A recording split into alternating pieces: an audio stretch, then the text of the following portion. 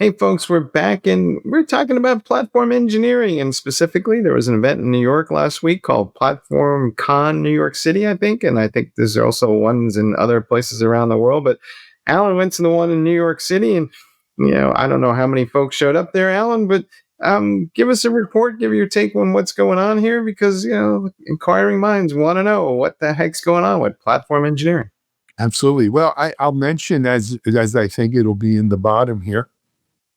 I wrote a nice article on my experience at PlatformCon New York in person.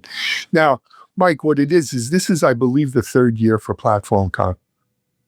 And it went from, I think, around 10,000 people the first year, 25,000 the second year, to perhaps 40,000 people year three.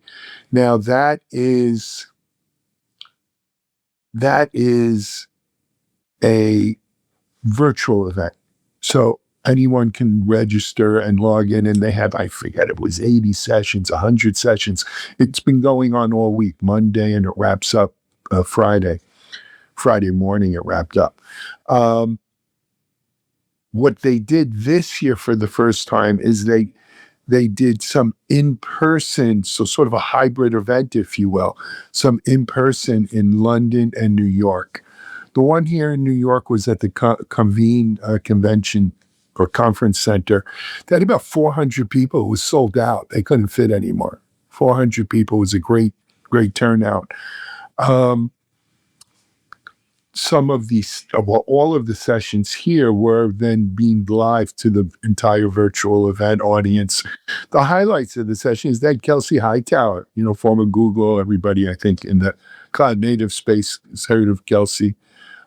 Kelsey's a real champion for platform engineering. He keynoted last year's event, keynoted this year's event. He had some very interesting takes. If I could sum it up, though, he's bullish on platform engineering. He thinks it solves a lot of what we've got wrong in our development and deployment scenarios and security as well. And it was interesting. His daughter actually was in the audience and she asked a question. I didn't put this in the article, but his daughter was in the audience. She asked a question and it got Kelsey, I guess, right between the eyes. It made him shed a tear or two. There was a moment for him. So I was happy for Kelsey. We had some other great speakers, though. We had Google, and it was interesting. They had a gal from Google who's in charge of the product of their internal development developer platform, their IDP, because everyone in Google, and they've been using an IDP for many, many years. Now that actually runs on Google Cloud, obviously, but Google Cloud runs on Google. So it's a very, incestuous relationship, if you will. But it was a great insight into how Google is doing platform engineering in their IDP. I also had a chance to speak to folks from ThoughtWorks, Grok, a bunch of different companies, large and small. But the biggest thing was the enthusiasm of the participants. This is a practitioner event. It was 400, standing room only people there. The conversations outside of the sessions were amazing. The platformengineering.org community rolled out certification classes now for platform engineering. It kind of reminded me of my DevOps Institute days. Those courses were packed. They had some great hands-on workshops for practitioners that were also packed. Lot of great communication. It was, look, platform engineering's real. It's arrived. They've got big companies, big and small, kind of, touting it. And it was a great event. I would imagine next year you're going to see more in person. It'll still be hybrid, but they may go to more cities and they may have bigger. London, from what I understand, was a bigger venue. It was not sold out as the New York one was, close to sold out. And also that same sort of vibe and energy. So I'm bullish on platform engineering.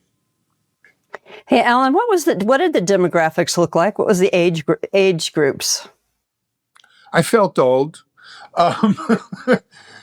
So again, it was a practitioner event, though there were plenty of execs there and managers and so forth. But I would say overall, it was, 20s and 30 somethings with a sprinkling of 40, 50s and mores. Yeah, well, I was at CDCon and I felt young. Really? Well, and that might say something right there, Chase. You know what? I know. That's why I asked the question. And we were, I thought that the group was, represented DevOps 15 years ago, and they're not changing much. So I think platform engineering is going to kind of sweep them off their feet. Did you notice the types of attendees, whether they were from larger companies or smaller companies? That's what got me. Both, because platform engineering is something that you really need when you're scaling, right? When you scale, and so it tends to lend itself to larger organizations. And don't get me wrong, there were a lot of people from household name kind of companies.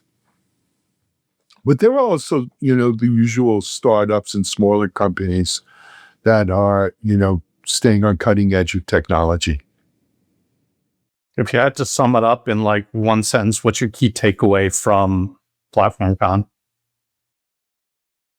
Platform engineering is real, and obviously people want to know that this is a real problem, and they're looking for solutions, and these platform engineering seems to be offering them the solutions they're looking for. What type of topics were there? Did they have any topics on security? Yeah, they had some security, not enough. In the article, in my predictions for next year's PlatformCon, I predicted that they'll have a whole track on security because it's too important not to. I guess, one of the things that I'm still wrestling with is, are we seeing jobs posted for platform engineers, or is this something that software engineers or a subset of them do as a practice per se, and it's a best practice, but it's not my job title? No, so a platform engineer is an in-demand job title, and we've done stories on this, Mike, that on whole, they actually make more money than DevOps engineers. But here's an interesting thing. I spoke to this woman, Camille Fournier, who just wrote an O'Reilly book on platform engineering. And then I spoke to one or two other folks who have been around. They weren't the young people at the show. Let's put it that way. They've been around. And what they told me, they all said the same thing.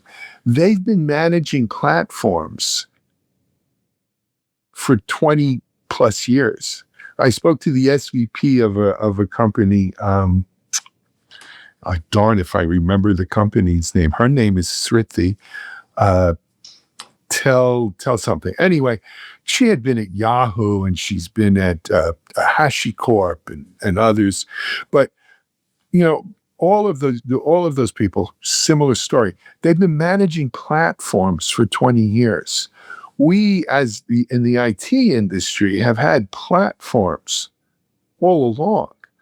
We just, the idea of, putting the name platform engineering on it and calling these people platform engineers, when you go underneath that umbrella, there's a lot of different disciplines that go into designing and managing, running that platform. I would say that we've had platforms, but not engineering, because every platform's a snowflake in these operations, and they're all somewhat different and tweaked, and even multiple instances of Kubernetes are not the same. So that's kind of makes the whole issue difficult to scale. Yeah. And that's why I think a big part of what this community is trying to get like best practices in place. And interesting, you mentioned Kubernetes. I think another thing that I heard there yesterday is that platform engineering is maturing. It used to be, all right, let's install Kubernetes. Okay, we've got our platform, we'll move on. But, now we're looking at IDPs, we're looking at security, looking at a lot of other things that go beyond just setting up and installing Kubernetes. Alan, what's for the neophytes and who are not platform engineers, what's IDP? Internal developer platform. So, a Google creates an IDP for all the Google developers to use. So I'm kind of smiling to myself that Kelsey Hightower keynoted this thing, because I cannot tell you how many keynotes I've been to over the years with Kelsey, and he's always standing up there saying Kubernetes is easy, and everybody in the room goes, "What's that guy talking about? Kubernetes is not." And so I feel like maybe this is going to be Kubernetes 2.0, where we're going to finally get it right and call it platform engineering and make it easier. You mean it goes beyond Thippy goes to the zoo? We will see. We will see what happens. But Kelsey's definitely bullish on it. So anyway, that's my report.